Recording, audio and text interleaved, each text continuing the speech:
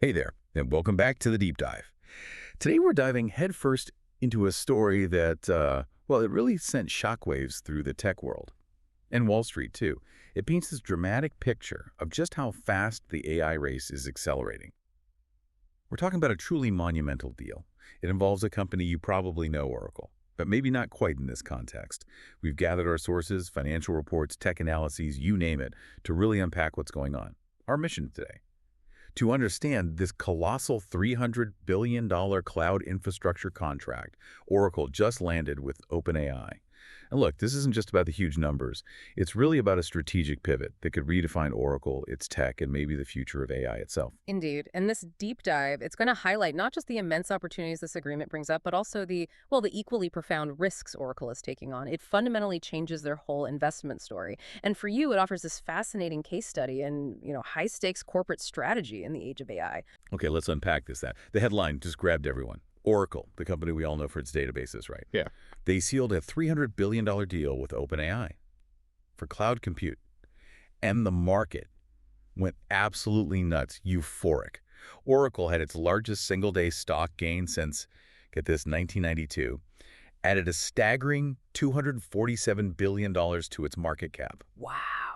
It felt a lot like that NVIDIA breakout moment, didn't it? It really did. And what's fascinating here is just the sheer financial scale. I mean, this is a 5-year commitment from OpenAI. It's set to start in 2027. So that implies an average spend per year of $60 billion. $60 billion a year. Yeah. Now, compare that to OpenAI's projected revenue. For 2025, it's around $13 billion. So this just highlights the immense financial bet OpenAI is making on its own future growth. It's truly one of the largest cloud contracts ever. It's almost mind-boggling when you put those numbers side by side like that. So Yeah. for you, this immediately signaled that something fundamental just shifted for Oracle. Absolutely. You don't sign a deal like this without it changing everything. Okay, so here's where it gets really interesting, right?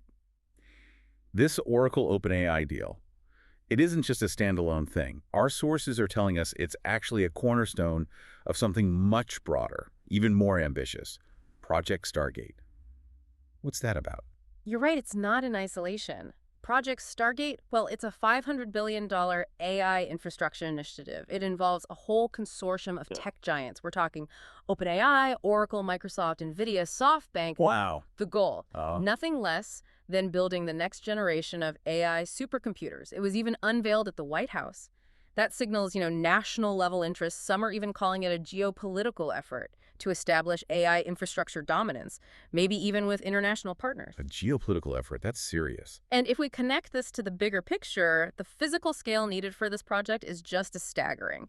That Oracle contract alone provides for 4.5 gigawatts of power capacity. 4.5 gigawatts. What does that even mean in real terms? Well, to put it in perspective, that's like the output of 2 Hoover dams. 2 Hoover dams. Or think of it as the annual electricity use of 4 million U.S. homes. Okay, that's colossal. It really underscores the huge energy and data center footprint needed to train and run these next-gen foundation models. It also raises a crucial point, though. While $300 billion is the headline, these really long-duration contracts, they usually have flexibility baked in, don't they? That's right. Like phased ramps, minimum use tiers. Exactly. And crucially, renegotiation clauses, especially when tech changes so fast. So that $300 billion, it could be more like a ceiling, not necessarily a guaranteed floor. That's a very good point. It's a massive commitment, yes, but likely with built-in adaptability for both sides. Okay, so why did these two giants decide to make such a monumental bet on each other? It feels like a symbiotic wager. What's the strategic logic here? Let's start with OpenAI. Right. For OpenAI, partnering with Oracle is, well, it's a crucial move. It's about diversifying their infrastructure, mitigating that single vendor risk. Until now, they've relied almost exclusively on Microsoft Azure, right? Pretty much, yeah. So this deal gives them a vital second source for the massive compute power they need to stay ahead of rivals. Google, Anthropic, Meta. So it's a hedge, ensuring access. It's exactly that, a strategic hedge, making sure they have access to leading-edge infrastructure, and particularly Oracle Cloud Infrastructure, OCI's specialized architecture. It might actually be better suited for certain really large-scale training workloads. Okay, that makes sense for OpenAI. Now, Oracle's side, This feels truly transformative. Some are calling it a bet the farm kind of move. Yeah. How does this catapult them into that top tier of AI infrastructure players? Yeah. What are they trying to achieve here? Oh, it's absolutely designed to change their standing fundamentally. By getting the world's top AI company as an anchor tenant, Oracle hits several strategic goals at once. First, it's unparalleled credibility in the AI market. It validates their technology on a global stage. You can't buy that kind of endorsement. Sure. Second, it gives them a massive multi-year backlog, Right. which, as we saw, Wall Street already loves. And finally, it creates the guaranteed demand they need to justify this unprecedented cycle of capital expenditure. Building all those new data centers, it basically de-risks what would otherwise be a terrifyingly large infrastructure investment. Right. Because for decades, Oracle's identity was just databases. Yep. On-premises databases. Dominant, yes, but old school in a way. They tried building out OCI, their cloud, but they really struggled for market share, didn't they? Hovering around, what, 3%? Yeah, about 3%. Tiny compared to AWS, Azure, Google Cloud. Exactly. So does this OpenAI deal finally shatter that dynamic? Is this the catalyst? It absolutely looks like it. See, Oracle's strategy isn't trying to build the best large language models themselves. Instead, they're positioning themselves as a critical enabler. They're providing the digital shovels and canteens, right? The cloud infrastructure. To the AI prospectors. Precisely, to the model developers. It really mirrors NVIDIA's super successful strategy, but at the hardware layer. It lets Oracle benefit from the huge growth in AI without having to bet on which specific model will win out. And this OpenAI deal instantly establishes them as a core infrastructure provider to the world's most important AI firms. Their client list now includes OpenAI, sure, but also NVIDIA, SoftBank, Meta, Elon Musk's xAI. It's quite a roster. Yeah. And they have this other interesting strategy, too. Our sources mention a Trojan horse approach, aggressively pursuing multi-cloud partnerships, letting customers run OCI services inside AWS or Azure. Yes. That's fascinating. Allowing customers to run OCI services, especially their flagship databases, directly within rival cloud environments. And apparently, their multi-cloud database revenue grew at an, quote, incredible rate of 1,529% year over year. 1,500%. Wow. So what does that tell you? What does it mean for a company to not try and win the whole cloud war, but just focus on dominating these niche, high-margin workloads? It's a really sophisticated approach, isn't it? It leverages their core strengths.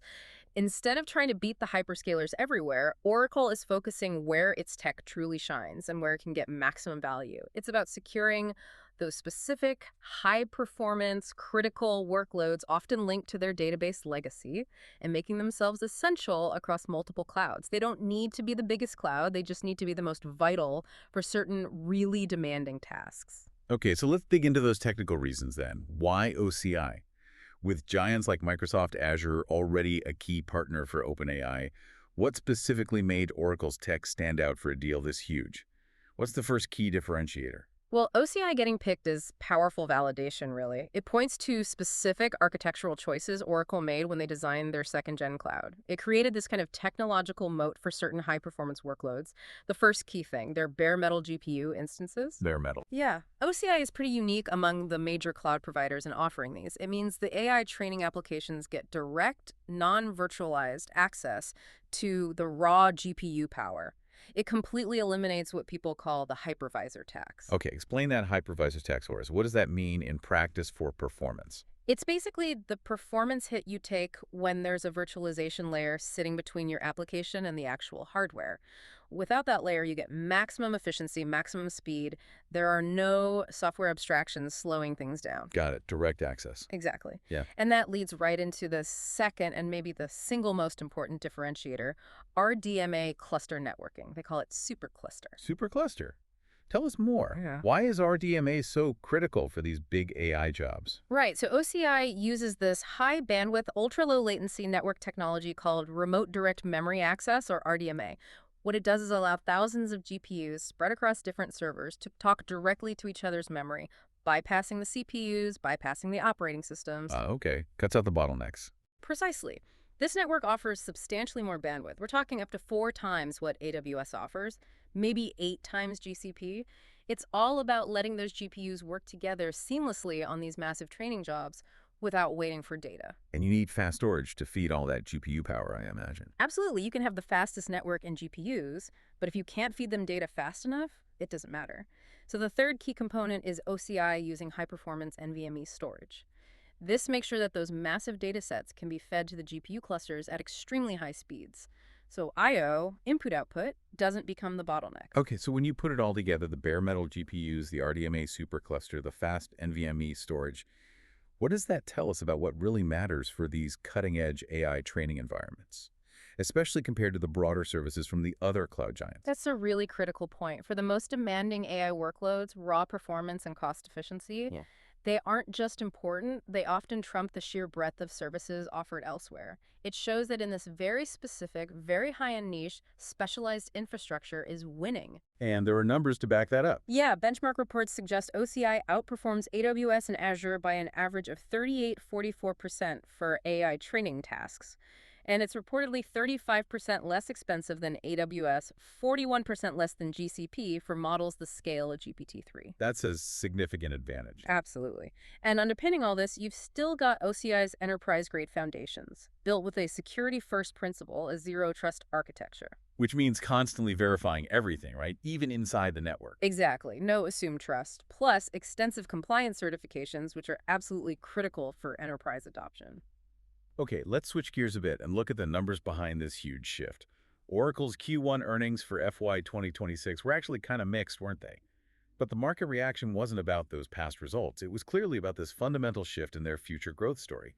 Their cloud infrastructure, the IaaS segment, surged 55% year over year. That's $3.3 billion. Pretty impressive. Impressive, yes, but the most critical metric, the one that really lit the fuse under the stock, was remaining performance obligations, or RPO. Right, the contracted future revenue they haven't billed yet. Exactly, and it just exploded, up an astounding 359% year over year, reaching $455 billion. $455 billion. To put that in context, this backlog is reportedly 4 times the size of Google Cloud's entire backlog. 4 times Google Cloud's backlog. That provides an unbelievable level of long-term revenue visibility, doesn't it? Unprecedented for them. And Oracle's CEO even said she expects RPO to top $500 billion soon. $500 billion. It's a completely new narrative for Oracle. Totally. And based on this, management issued some really aggressive long-term guidance for OCI. They're projecting revenue to jump from about $10 billion in FY 2025 to $144 billion by FY 2030. Wow, what kind of growth rate is that? That's a compound annual growth rate of around 70%. 70%. Okay, those are truly eye-popping numbers, but there's always a but, isn't there? This kind of massive expansion must come at a significant cost. There's the catch. To build the data center capacity for these huge contracts, Oracle is embarking on a massive investment cycle, a huge CapEx spend. They're projecting $35 billion in capital expenditures just for the current fiscal year. $35 billion in 1 year. Yeah. That level of spending is definitely going to pressure their financial metrics in medium term. We've already seen their free cash flow turn negative. And the cloud business margins, they're much lower, think single digits compared to their legacy software business, which historically had margins around 50%. Ouch. Single digits versus 50%? It signals a period of real financial risk where huge amounts of cash are going out before the revenue starts flowing in. So as exciting as this whole transformation sounds, our sources are really clear. The potential is huge, yes, but the risks Oracle is taking on are equally massive. They're calling this a venture capital style bet with a binary risk profile. Win big or not. So what are the key risks that Oracle is signing up for here? That's the crucial question, isn't it?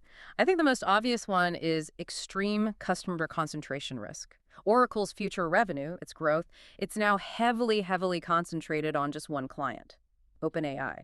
And OpenAI isn't profitable yet. Right, that's a big one. Relying on a single unprofitable customer for potentially hundreds of billions. Exactly. Which leads to the second risk, counterparty and financial risk related to OpenAI itself. OpenAI isn't expected to hit profitability until maybe 2029. They operate with a massive cash burn rate. Their ability to actually fulfill that $300 billion commitment depends entirely on their ability to keep raising huge amounts of capital. So if AI funding dries up or investor sentiment shifts, OpenAI's ability to pay could be directly impacted. That's a major vulnerability for Oracle. Okay, so risks related to the customer. What about Oracle's side? Are there execution challenges? Absolutely, huge ones. That's the execution and infrastructure risk. Delivering 4.5 gigawatts of dedicated data center capacity, that's an unprecedented construction and logistics challenge. Massive. They're credible doubts, within the analyst community about whether Oracle can actually build out all that required infrastructure and in time for the 2027 contract start date. So they might not even be able to deliver on time. It's a real concern. And then finally, there's market and technology risk. This is a 5-year deal in a field that changes incredibly fast. What if the underlying cost of compute just plummets? Because of more efficient chips or Yeah. custom ASICs, maybe. Exactly. Those application-specific integrated circuits you mentioned, if that happens, OpenAI could leverage those renegotiation clauses we talked about, potentially reducing the total value of the deal significantly. And lurking in the background. And, of course, Microsoft's role as OpenAI's primary partner, that remains a massive unknown in this whole equation. How that relationship evolves could change everything. Okay, so huge potential, huge risks. Despite these risks you've just laid out, Wall Street's initial reaction was, as you said, euphoric, a violent re-rating. Oracle stock is now valued like a hyper-growth tech darling, trailing PE ratio in the high 60s, maybe 70x, double its historical average. Analysts rushed up to ratings to strong buy. How do we reconcile that market enthusiasm with these very real, very significant challenges? Well, I think the market sees that this contract has forcefully thrust Oracle right into the center of the AI infrastructure market. It positions them as a direct, credible competitor to that established hyperscaler oligopoly, AWS, Azure, GCP, at least for the most demanding AI workloads.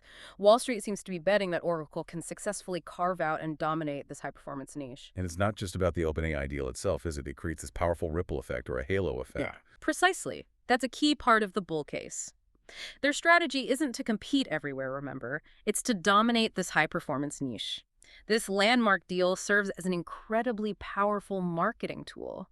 A halo effect, exactly. Other AI companies, other large enterprises, they'll now be compelled to evaluate OCI.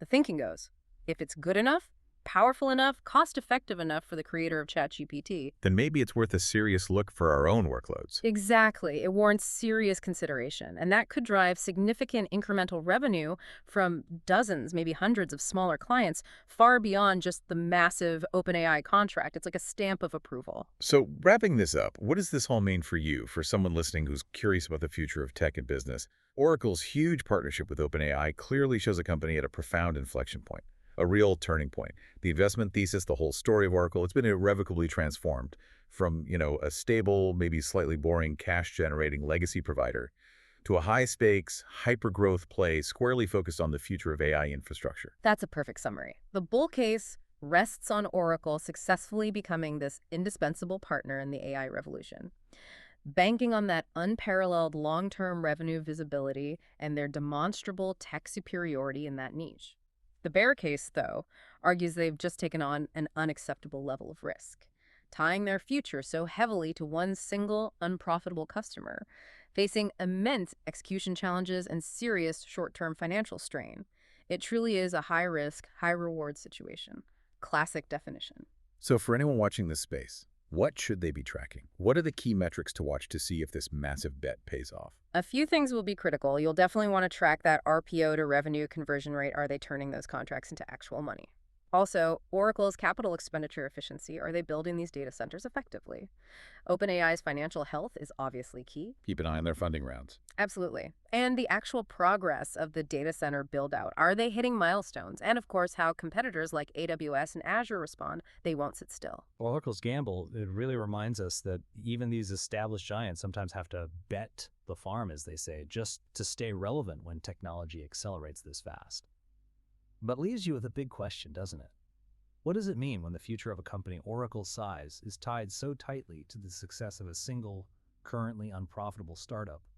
And maybe how many other established companies are going to be forced to make similar, incredibly high-stakes wagers in this AI race just to keep up? It's a question that's going to shape the next decade, I think. Well, thank you for joining us on this deep dive. We hope this is giving you a clearer picture of the incredible stakes, the risks, the rewards, and just the fascinating dynamics at play in the AI infrastructure world right now.